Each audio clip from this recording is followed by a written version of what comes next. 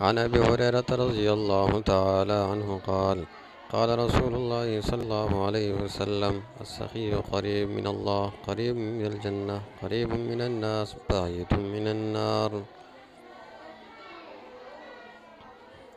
آپ صلی اللہ علیہ وسلم کا ارشاد ہے کہ سخی آدمی اللہ سے قریب ہے، جنت سے قریب ہے، لوگوں سے قریب ہے، جہنم سے دور ہے۔ والبخیل بعید من اللہ بعید من الجنہ بعید من الناس قریب من النار ولجاہل سخی احب الی اللہ من عالم بخیل۔